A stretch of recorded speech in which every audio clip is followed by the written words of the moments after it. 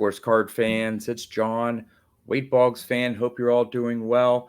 I am here with Mike, baseball collector, and it's time for another episode of the Vintage 100 Baseball Hobby Report. I almost said market. Mike, how you doing?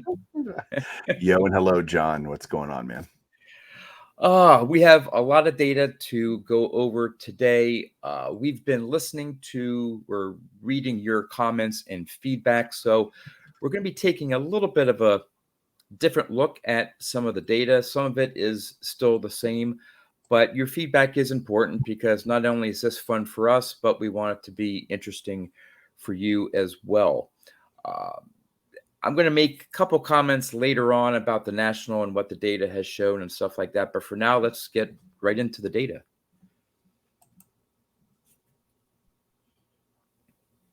All right. Well, again, the index is essentially the average of the 100 cards that we have that make up the index.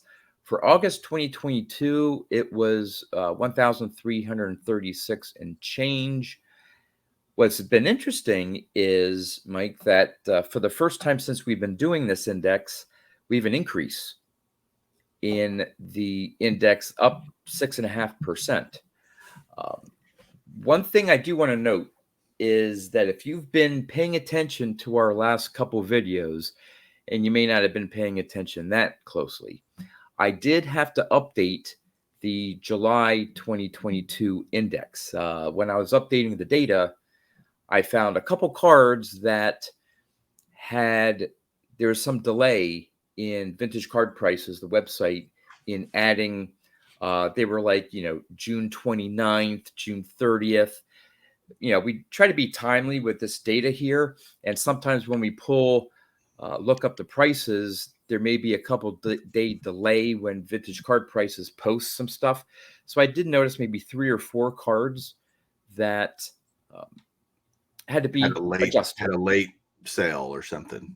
Yep. Which, if you're into economics and markets and stuff like I am, and I think you are, Mike, as well, when they come up with unemployment data, they always revise the previous month because they get a little bit more accurate data. Same thing we're doing here. But great analogy. Based on the July numbers at 1255, again, we saw about a 6.5% increase in the index.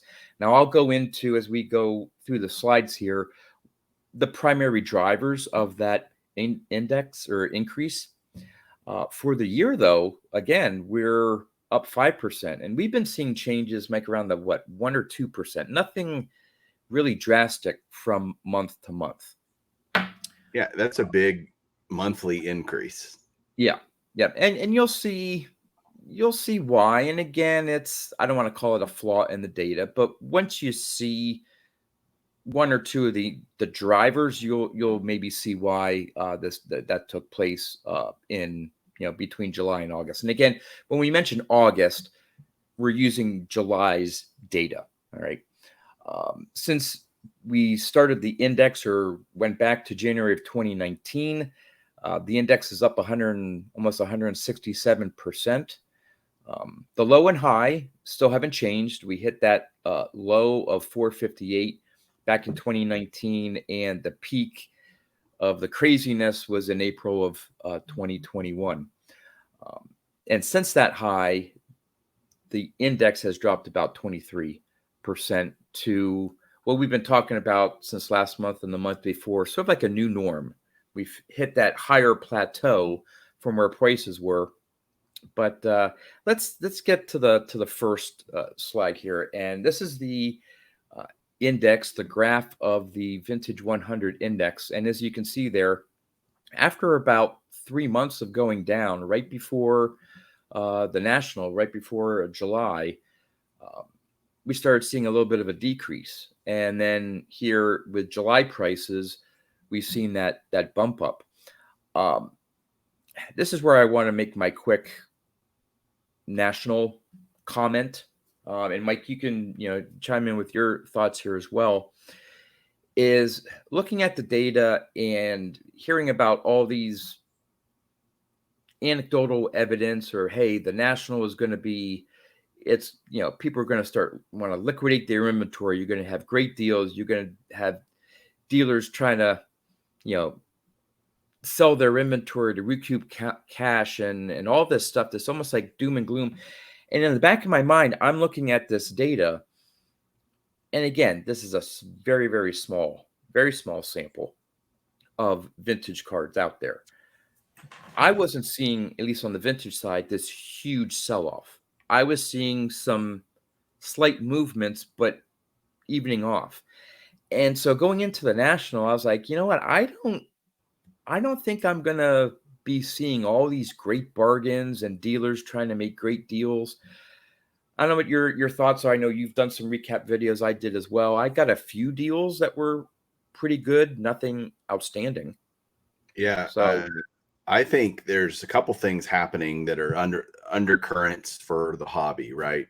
And this vintage index points to those things playing out and manifesting themselves, because all I hear is, this is all, again, anecdotal evidence, which means we're hearing it from people that are saying it to us or whatever, that, hey, I'm starting to get into more vintage. I'm trying to get out of modern and getting into vintage. And I think with the National being in July, you had just overall excitement about the hobby.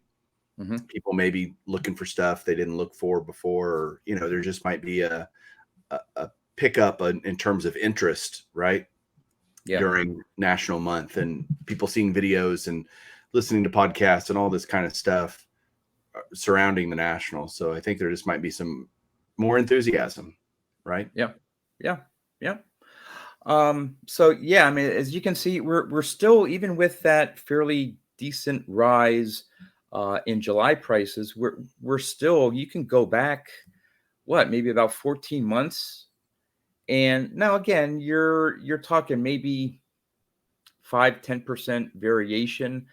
But with vintage, as we all know, and as everyone has pointed out, you can get changes, for a particular card, drastic up or down based on the eye appeal of the card. So when you factor that in, I still think for vintage, we're in a pretty level area right now, unless something changes. But totally agree. yeah. So let's go to the next slide, where we break it down by decade. I'm trying. Yeah. Oh, here we go. 40s. There we go. All right. So for the 1940s, you saw that for the last 1, 2, 3, 4, 5 months, there was a little bit of a bump up, a little bit of a definite some price increases that you can see. Given 1 month, that's fine, but that was a sort of a slow and steady heading up. And then we had a little bit of a correction, and I think it was due maybe to a couple cards, and I'll talk about that a little bit later. But the 40s cards maybe have pulled back just a little bit. The other thing that really didn't talk about yet, again, involves the National, is these are July numbers. So granted, not everyone went to the National, but those who did were saving money to spend at the National. So that may have taken away some competition on eBay or other auction houses, because people didn't want to spend their money. They wanted to save it for the National. Others I know look for opportunities. Hey, no one's going to be on eBay. Maybe I can get some stuff fairly cheap. So obviously there was a pretty decent level of activity on eBay with sales, although that may have been dampered a little bit for certain cards, maybe, since so many people were saving up money for the National. So that, I don't know exactly how much of an impact. What? That's a reasonable conclusion. Yeah. Yep.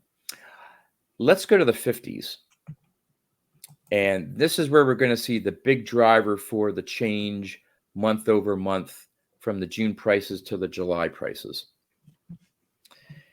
That's again for an index. I'm trying to think of what the numbers say here. I don't know if I can get actual numbers here quickly or not. But it was, let's see, for the 50s. Yeah, it went from like 3,000 to like 3,400. So that's a decent increase there in that index. And we'll show some examples of why there was such a spike in some of the 50s cards. There's a lot of volatility actually in some of the 1950s cards that not only impacted that decade index, but the index as a whole. So let's go to the 60s. 60s again saw a little bit of a rise after a couple months of falling. Again, I think it had to do mainly with a couple cards, sort of the higher big name rookies of the 60s. Had some fluctuations which resulted in a bump up from the June prices to the July prices. So let's see what we have for the 70s. I think it's interesting. We saw the 60s hit their peak this year.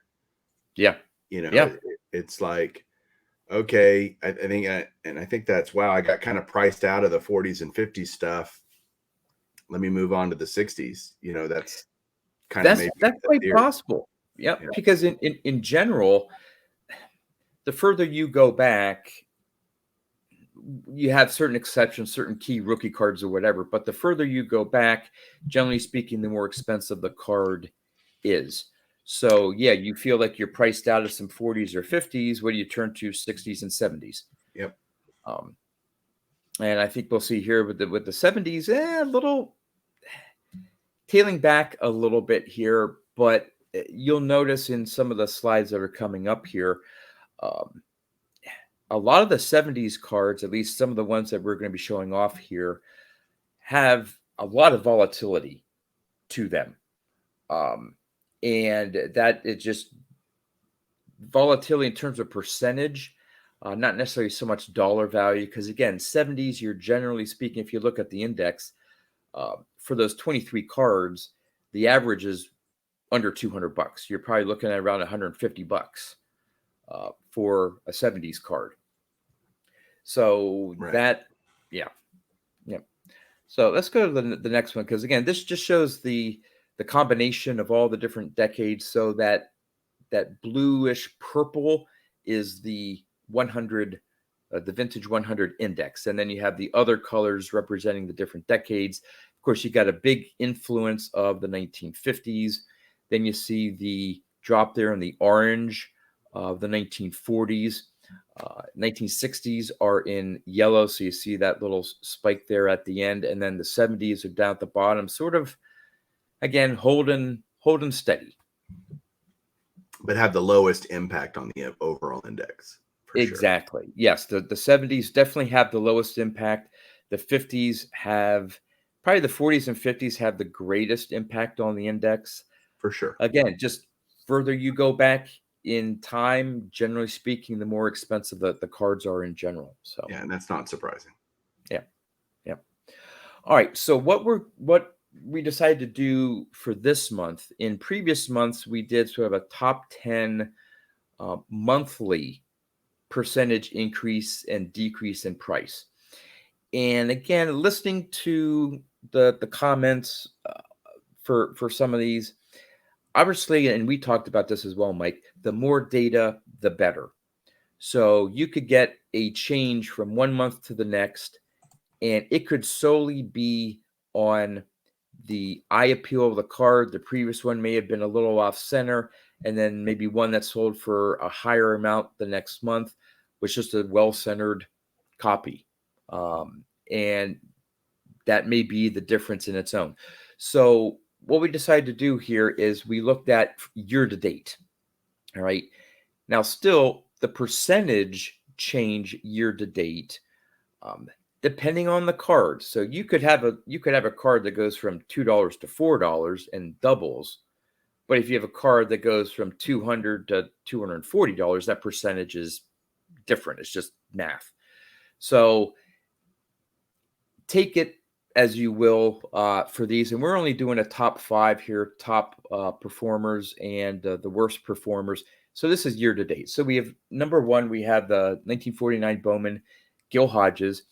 And as you can see, we added a picture. For those of you not familiar with some of these cards, you'll get to see what the cards look like. And we added the individual card chart over time since 2019. So you can get a sense of where these particular cards are going. Because you can see this Gil Hodges for the year so far, up about 230%, went from around $257 to like $850. Now you saw that bit. There are two big spikes right in January of this year and then just last month. So they may have been high-end, well-centered, great color cards, and previous sales may not have been as nice in a PSA 4, but we just don't have time to go back and delve that deep into that data. But I have another theory, and I think this is yeah, a great card. It's interesting this is number one because there's a whole lot of things going on here. I think if you look, can you see my cursor moving around? Yep. So if we look down here at 2021, then you have the just general vintage spike that we saw in the hobby, right? Yep. That's happening here. It kind of lulls off. Then he gets elected to the Hall of Fame. Boom. Yes. Right. Then we see this, and it kind of stays off. And what I think is happening here is this isn't a card that there are, huge pop reports on. And we're talking about a card that's in a 4, right? For a 40s card. And so at some point, these start drying up and getting taken off the market. And when you have a lower supply month after month after month, cards are getting sold, right? Yep. Eventually, you're going to have to pay more to get one because there's fewer available. There's less supply. And in fact, I looked it up because you entered some of this data. It has a pop of 108 in a PSA 4. And so there's only 100 of them in this grade, right? Yep. Which is not a lot. And so you think, wow. And I'm a guy that's looking, I need this card for my collection. So I'm looking all the time and I'm like, oh, it just keeps going up. And it's like, now what? Now I'm going to have to get a 3 or a 2, kind of thing.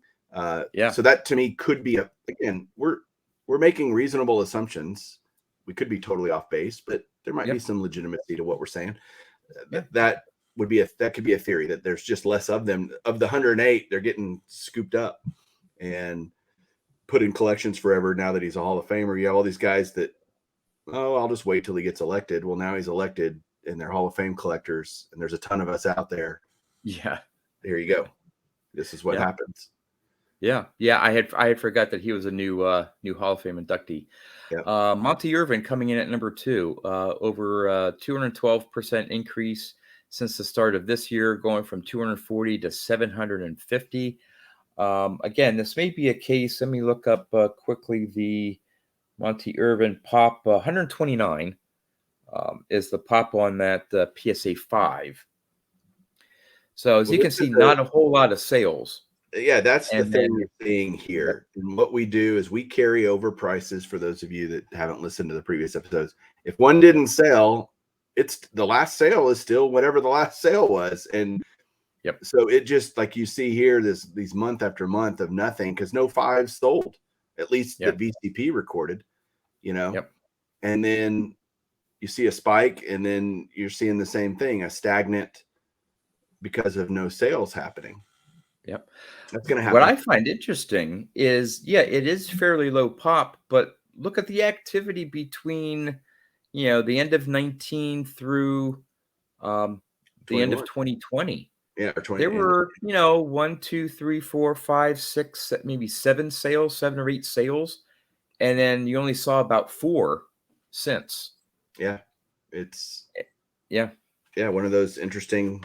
I mean, we don't make up the data; it is what it is, and we're just trying to tell a story because of it, and trying to see what makes sense. Here's another thing that we haven't talked about yet. And I don't want to get too far off on a tangent because, again, we want to try to keep this not too long here. But when did PSA start shutting things down, raising their prices for grading, especially vintage cards? Could that have with some of these cards that have a low pop that may have traded before? Maybe people were sending in raw cards that get graded and then things shut down.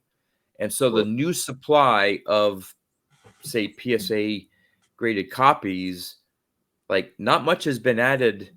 Yeah, that happened here, March, April, whatever it was of 2021, lasted this entire time, right? So yeah, who's going to send in a Monte Irvin to get graded at $100 or $150 or even $50, right? Yep. Yeah. Great point. All right. Yeah. So, all right. Number 3, Dale Murphy. Again, not in the Hall of Fame, but one of the cards I decided that I would make one of as part of the index. It's gone up 132% since the start of the year, $43 to 99. The 99 is really the highest that this card has seen. My guess is with 77s, I know when I was looking for an Andre Dawson, just the centering was just to try to find a well-centered copy at a decent price. That may be the fact that they found a nice, well-centered 7, because again, we're looking at PSA 7s here. But look at that volatility. I mean, it's grown over time. And again, I think people are thinking it maybe through what it would have to be through one of the committees now, Right. obviously for Murphy to get in. But I still think maybe some people think that even if he doesn't make the Hall, was a great player. It's his rookie card, so they have some interest in that. But you can see generally over time, his card has gone up in value, and just since the start of the year, you just saw that one spike. I think it's all the Rick Cerrone super collectors out there that are. Well, it could be. It could be. Driving There are a few Kevin Paisley fans out there as well. So right. you have to give them, their due. So here's another interesting one, Jim Rice. All right. So again, percentage increase. We're only dealing, $28 to $51. All right. Not huge amount in terms of the dollar value, but in terms of percentage, up 80% for the year. Again, this card is, again, there's a lot more 75s than some 1940s cards out there. More of these, I think the population, there's a lot more. Quickly looking at the Jim Rice, you have almost 900. I think this is an interesting. Let me make a point here. I think sometimes what we see with this data, when we use the last sale of the month, we understand the inherent flaws in that system. However, I don't want to pull this one. This card sells a lot in a 7. Like there's a lot of activity because there's quite a few of them out there. And I'm not going to average, 20 sales in a month. I'm sorry. And neither is John. And so what you might see is an end of the year. What we saw, that last sale in December of 2021 might have been just an anomaly, like a goof, or not a goof, but just somebody picking up a steal. But you can see a trend line on that card. It's not where it was at the end of 2021. That's an anomaly price. It's, the data is the data, but at the same time, you could probably not a great representation of, if you were the guy that bought it super cheap on December 31st or whatever that last sale was in December, you'd be a happy guy, right? Considering the other average sales. But the reality is this card's a $50 to $75 card. Pretty much. Yep. Good point. All right. The last one for the percentage increase. And again, this is where numbers, because of the math, a 70% increase, but you're talking about an $8 increase in the value of a card. All right. But it's the number 5 on a percentage increase. So again, no need. We just have it out there. You can see a lot of volatility. Again, this is the $15, $20 card. And it just so happens that at the beginning of the year, someone picked up a copy, and who knows, that copy could have been a 7, but these are known for those ink blotches right down where it says rookie pitcher. So someone may have picked up a cheap one for $11.50 and maybe nicer one sold for $19.50. So you're right. It's a $20 card, $25 card. Cheapest one on the entire index, by the way, is Morris. Yep. All right. Now, here are the decreases. Again, the same thing that we were talking about with the increases and reasons why maybe cards have gone up. We have the Tony Oliva. Now, he was a recent Hall of Fame inductee. So it's interesting. But you see that. You see that going up at the beginning of 22. Yeah. but different. What's the pop on this card? Tony Oliva, 63. There's only 63 of these. Oh, no, it's 1963. No, 218. Okay, so there's twice as many as the Hodges. Yep. Right. I think if I have to choose between Gil Hodges rookie or Tony Oliva, I can always pick up a Tony Oliva down the road, or whatever. Yeah. And that, so I can see this chart actually makes sense to me. This is the kind of trajectory you expect to see once a guy gets in.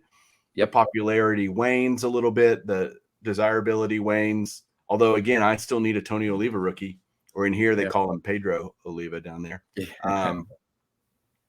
But you just, I like, this is what I like to see in a card because I want to buy one. So I get excited when I go, okay, now we're talking. I can maybe. Yep. And not even though this is his rookie card, not everyone is a fan of those multiplayer rookies. They'd rather have. Now, did he have a rookie cup for his second card? I don't know if he had a rookie 64 cup. Is actually a dual player rookie. It's another rookie, where they. That's right. He had. So again, I was just trying to think maybe that his second year would actually be maybe a little bit more popular. Not so much the Pete Rose, but I think his 64 is way better than his rookie. But that's me personally. I think his 65 is a rookie cup. Let me. Okay. I'll verify that. Do you want me to go to the next one or? Go on to the next one. Yep. You can talk. So we've run Santo down 50%. Again, you saw that. Now, again, it didn't affect these numbers, but it was probably October. There was one anomaly where someone picked up a dirt cheap copy, but it had gone up to, again, like $160 at the beginning of the year. And again, the latest one for the July data was 78. But really, yes, that was Oliva's 65 is a rookie cup. Just okay, right. So thank you. So we have sort of a rookie cup example here with the Ron Santo. Again, if you're looking at the chart, there's some ups and downs, but you're figuring maybe around $125 is really what this card is selling for. I think someone may have just gotten maybe one that was slightly off center, who knows, and got it for $78 as opposed to maybe paying around that $125 average lately. Yep. Great point. Yep. Phil Niekro, we've seen again, we had that spike. Maybe it was around May, something like that, June, July, April. I don't know. This Phil Niekro just has me scratching my head a little bit. And if you look at the data, I mean, it got up to like 300 in the fall of last year, then went down, but it had been going up since 2020. So I mean, it was on that trajectory. Then it dropped down. Then it came back up again, and now it's down. This one had just, I don't know. This one has me scratching my head as to where the heck is the price for a Phil Niekro rookie card. Is it more like $125? Is it more like $250? Yeah. Head scratcher. Maybe somebody below in the comments could put. Yep. Would like to know that. All right, on to the next one. We got the 57 Topps Don Drysdale. There's something about that card that I really like. I want to try to get that one into my collection here. But you can see there's a drop off of about 45% from 280 down to 150. There was that big spike in early 2021, calmed down. Then it had been going on a fairly good trajectory back up to just under $300. And then there's been a little bit of a sell-off. Again, the 57s, you're going to find some out there that are still fives, but off center. I don't know. I'm not sure what may be causing that, but that one has a little bit more significance drop off from just under $300 because it only topped 300 or more twice. Since the beginning of 2019. I think if you get a Drysdale nice looking 5 for $200, you should take it and run. be happy. Yep. Good point. And then the last one here, the percentage increase, the Bruce Hooter. This is becoming my white whale. I don't want to pay 8 and 9 prices, PSA 8 and PSA 9 for it. I've been trying to find this copy, and all I see are 7s, and they want $60 or more. And if you look at that chart there, not too many sales over $60. And right. I'm just one of those ones that I just don't want to pay it. I'm in that 40 to 50 maybe. I just don't see them that low when they're listed. But just be patient. But here again, down technically 40%. That's $71. I don't know. Maybe it was a Probstein auction. I don't know. Right. All right. So we talked about percentages and how maybe percentages aren't necessarily the best thing to look at, but let's look at dollar changes, like pure dollar, because that directly affects the index, because we're looking at sale prices and it's the average price of the cards. And the number one increase for so far this year, the 51 Bowman Mickey Mantle has gone up $12,000 since the beginning of the year. And in 1 month, it went up 16,000. So between the end of June and end of July, again, I'm pretty sure there's more than one sale, but not a whole lot. You had a difference there of $12,000 from June to July. That affects the index. No doubt. So that was a big player. It is one of the, if not the, it is the biggest card in terms of influence in the 100 index. So when you get an increase like that, but yeah, for again, since January, it had gone down slightly, but then there must have been a nice copy that sold there for over $40,000. Yeah, so I tracked this card because it's the most expensive card in I have a PSA 5 of this card. Yep. And so this is a chart that I look at, and sales I watch, not because I'm looking to sell it. It's just fun to track and look at. I think since there was a big sale at the end of July, that $42,000 one. Yep. I think it's back in the 20s. I'm trying to pull up VCP right now, but my internet's slow. But I was going to tell you, hey, I just think there's better copies. But the copy that sold for 42 grand wasn't like this stunning, beautiful example of a 5. I looked at it and I went, oh, mine's nicer than that. So that's good. But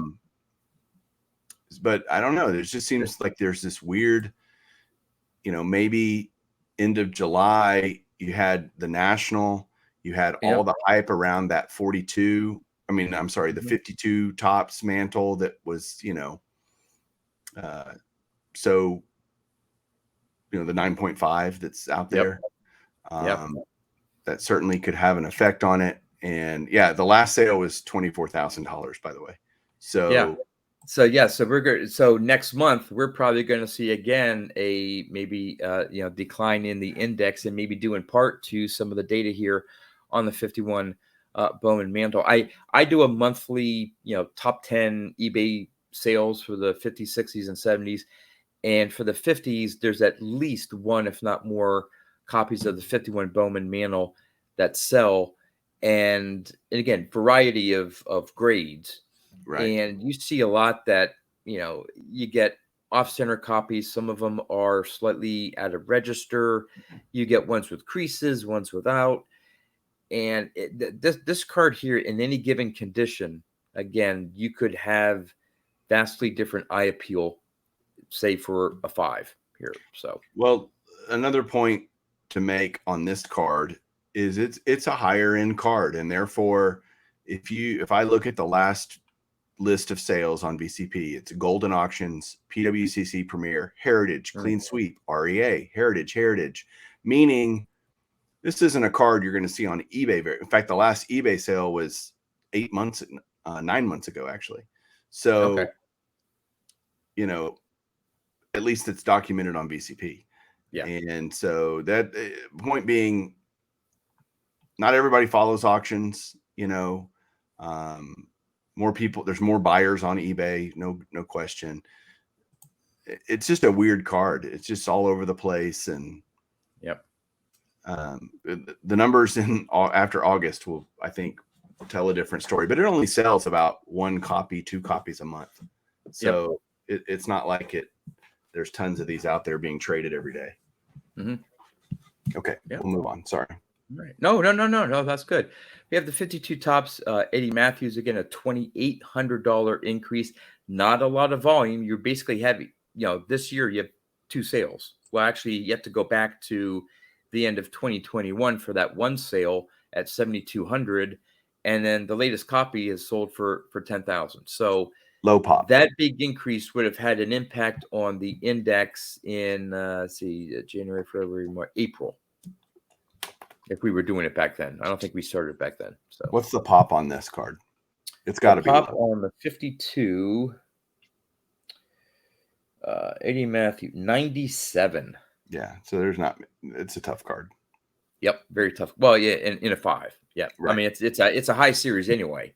Sure. So last card in the set. So speaking of Pete Rose, I had mentioned him when we were talking about the Tony Oliva. Here again, we have about $1,000 increase from 2,100 and change to 3,200. This one has a decent amount of volume. You can see every month there is some change, and I'm sure in some months there are more than one sale of the card in a 6. And again, 6, you don't see too many of these. Let's see the pop on this Pete Rose in a 6. Well, almost 1,100. So there are a lot out there compared to others on the index here. But hey, still $1,000 increase, but you would expect to pay somewhere around that, maybe $2,750, something like that, right in the middle. If you go back far enough and do an average, but yeah. 68 Nolan Ryan up almost $900. Now that's a big spike there for a 6. Again, not sure. I've seen a decent number of Ryans in different grades, and this card seems to be for the most part well centered. That you don't get ones that are way off. At least when you're talking about 6 and higher. So. Little surprised, not sure what the huge spike is. I think that obviously this card here led to maybe a little bit of the spike in the 60s cards you were talking about. Maybe there's more of an interest in 60s because the 40s and 50s were cards becoming too expensive maybe for some, and they were turning to the 60s. This one I think may have had a decent role to play in the index of the 60s going up. And we're back to the 49 Bowman Gil Hodges. So he was on the list for percentage increase. Also made the list of $600. So the dollar increase as well. We talked about this and why that card may have been going up as well because of the population in Hall of Fame. Now here's the decrease. So we had a big increase in the Mickey Mantle rookie. We've had a little bit of a sell-off, at least again according to the data, of about $6,100 down for the Willie Mays, which this is a high-end card, no doubt about it, in a 5. From $18,000 down to $12 for the latest sale. Interesting. I don't know if you have some thoughts on that. Well, it'll go right back up when Mays passes away. So oh yeah. Get it while it's cheaper if you want a 5, Yep. Take advantage. Another surprise is the 55 Clemente, down $1,900. Again, this is where that volatility I was talking about earlier on in the 50s here. You had Mantle going up, Mays going down. You had Clemente going down for the year again by $1,900. It just that last sale just seems again a bit off from the trend of this card. Right. So not sure exactly what happened there with that latest sale, but again, we're just looking at the data.